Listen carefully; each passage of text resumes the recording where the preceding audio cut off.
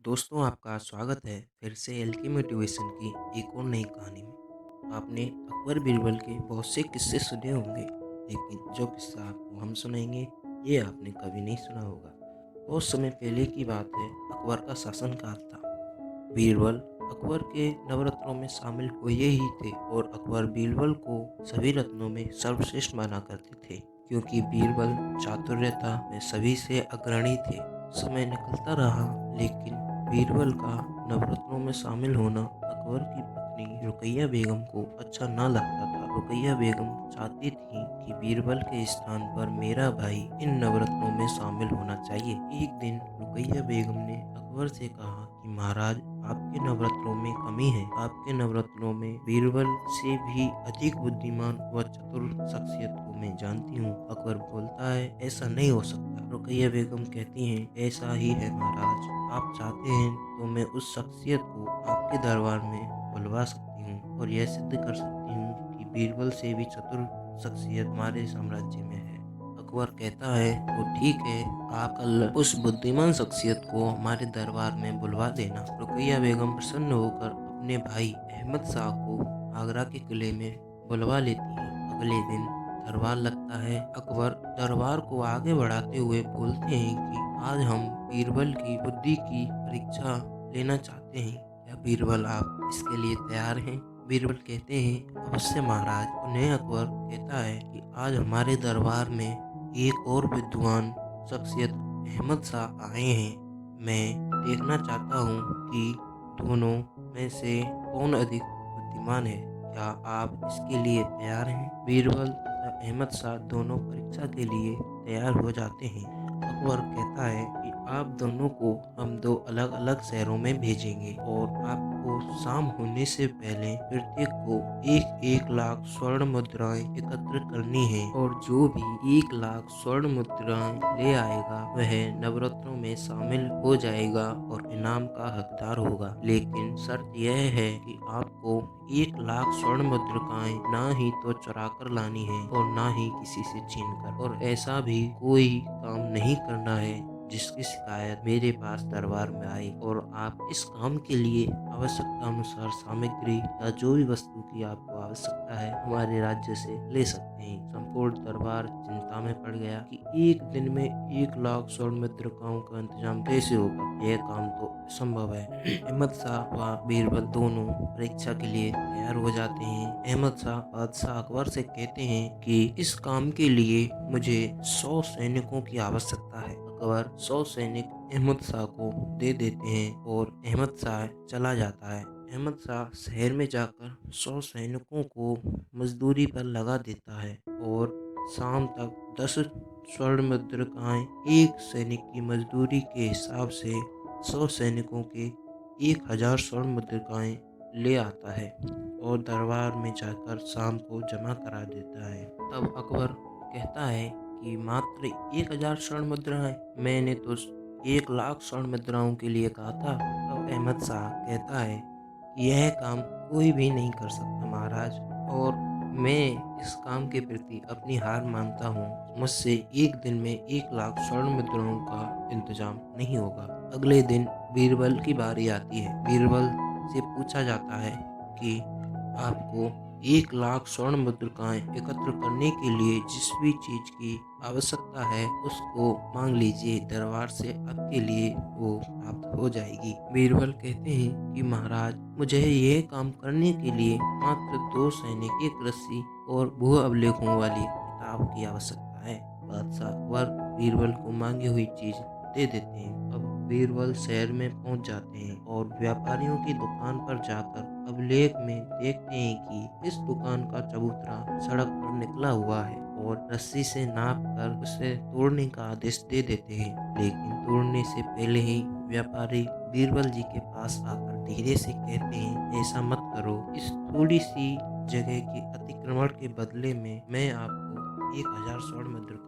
दे देता हूँ। बस अब क्या था, बीरबल आदेश को वापस ले लेते हैं और व्यापारी से 1000 स्वर्ण मुद्रिकाएं चुपचाप लेकर अगली दुकान पर बढ़ जाते हैं और पुनः ऐसा करते हैं और अगले व्यापारी से दुकान से भी 1000 स्वर्ण मुद्रिकाएं ले आगे बढ़ते हैं और इस प्रकार वे 100 दुकानों पर जाकर एक हजार स्वर्ण मुद्रिकाएं लेते हैं और इस प्रकार शाम होने से पहले ही 1 लाख स्वर्ण मुद्रिकाएं एकत्र कर लेते हैं। इसकी शिकायत भी कोई भी व्यापारी महाराज से नहीं कर पाता है, क्योंकि व्यापारियों ने जगह पर अतिक्रमण कर रखा था और इसकी शिकायत भी व्यापारी महाराज से नहीं कर सकते थे, क्योंकि व्यापारियों ने जगह पर अतिक्रमण कर रखा था। अगर ये बात महाराज को पता चलती तो व्यापारी को कैद में डाल दिया जाता है। शाम को बीरबल 1 लाख स्वर्ण मुद्रिकाएं राज्य में जमा करा देते हैं और बीरबल द्वारा एक दिन में 1 लाख स्वर्ण मुद्रिकाएं एकत्र करने पर सभी दरबारी बीरबल की चातुर्यता और विद्वत्ता की वाहवाही करते हैं। लेकिन कहानी दोस्तों अभी खत्म नहीं हुई है। आगे रुकैया बेगम अकबर से कहती हैं, महाराज एक बार तो तुक्का भी लग जाता है।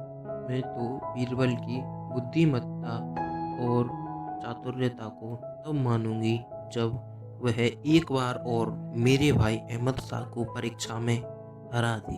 अकबर भी कहता है, चलो तो ठीक है, कल फिर से दोनों के बीच एक और परीक्षा होगी। अगले दिन दोनों को दरबार में बुलाया जाता है। तब बादशाह अकबर कहते हैं कि एक बार तो बीरबल किस्मत से भी कार्य सिद्ध हो जाता है और तुक्का भी लग जाता है। हम आपकी चातुर्यता को तब मानेंगे जब आप एक बार और परीक्षा में अहमद शाह को हराएं। बीरबल कहते हैं, हम इसके लिए तैयार हैं महाराज। अब अकबर कहते हैं, तो सुनो, अब आपकी परीक्षा यह है कि अब आपको एक ऐसा जानवर या जीव हमारे पास लाना है जिसके बारे में ना तो किसी ने सुना हो और जिसको ना ही किसी ने देखा हो। यह सुनकर सभी दरबारी चिंता में पड़ जाते हैं। भला ऐसा भी कोई जीव हो सकता है जिसके बारे में ना ही किसी ने सुना हो और जिसे ना ही कभी देखा हो। अब अकबर कहते हैं कि पहले की तरह आपको जिस भी वस्तु की आवश्यकता है उस वस्तु को मांग लिया जाए, आपको दरबार से वह प्राप्त करवा दी जाएगी। अहमद शाह कहता है, इसके लिए मुझे एक पिंजरे की आवश्यकता है। अहमद शाह पहले पिंजरे को लेकर जंगल में जाता है, लेकिन वहाँ पर उसे केवल वो ही जानवर या जीव देखने को मिलते हैं जो सभी ने देखे हैं या जिनके बारे में सभी ने सुना हुआ है। फिर अहमद शाह अगले जंगल में जाते हैं, लेकिन वहाँ भी उसे वो ही जंगली जानवर भालू, गधा, घोड़ा, तोता आदि पक्षी जानवर देखने को मिलते हैं जो सभी ने देख रखे हैं और जिनसे सभी परिचित हैं। अहमद शाह पूरे दिन जंगल में भटकते हैं और थक हार जाते हैं। शाम को वो वापस आ जाते हैं और अकबर से कहते हैं कि महाराज, मैं हार मानता हूँ। मैं ऐसा जीव नहीं ढूंढ सकता जिसके बारे में ना तो किसी ने सुना हो और ना ही उसे आज तक किसी ने देखा हो। और अगले दिन बीरबल की बारी आती है। बीरबल से पूछा जाता है कि अहमद शाह हार मान चुके हैं, अब तुमको वह जीव लाना है जिसके बारे में ना किसी ने सुना हो और ना किसी ने उसे देखा हो। बीरबल मन ही मन सोचते हैं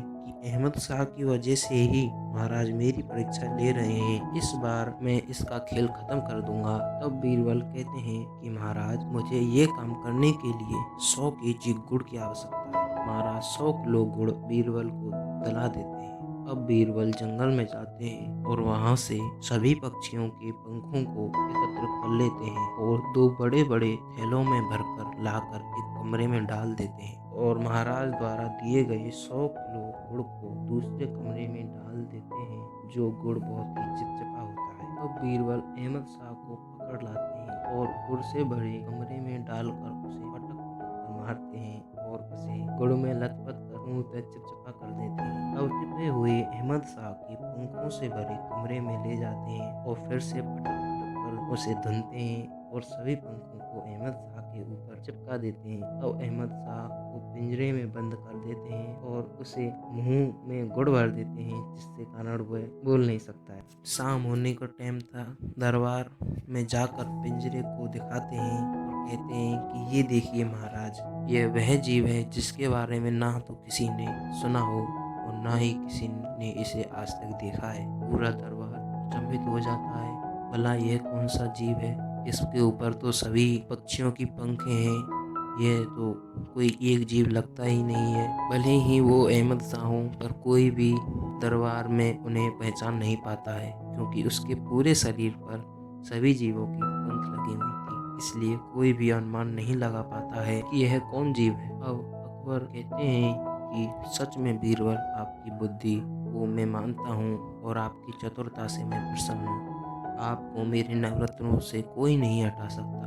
अकबर कहते हैं कि इस जीव का अब हम क्या करें? बीरबल कहते हैं कि महाराज, ये बहुत ही खतरनाक जीव है। इसको किले की सबसे ऊंची प्राचीर से खाई में फेंकवा दिया जाए, जिससे इसका काम तमाम हो जाए। इस प्रकार बीरबल अपने रास्ते में आए अहमद शाह का खेल तमाम कर देते हैं और अपनी तीक्ष्ण बुद्धि का प्रयोग कर उन्हें नवरत्नों में शामिल हो जाते हैं। इस कहानी से हमें यह शिक्षा मिलती है कि हमें समस्या को तभी तक सहन करना चाहिए जब तक वह सहन करने लायक हो। अगर समस्या बार बार आती है तो हमें उसे जड़ से ही मिटा देना चाहिए। जिस प्रकार बीरबल ने अहमद शाह का इलाज मतलब खेल खत्म कर दिया था। धन्यवाद दोस्तों, एक वीडियो को बनाने में बहुत ही मेहनत लगी है। आपके लिए फिर से ऐसी ही इंटरेस्टिंग कहानी दोबारा से लेके आएंगे, इसलिए आप प्लीज़ हमारे चैनल को सब्सक्राइब कर लें।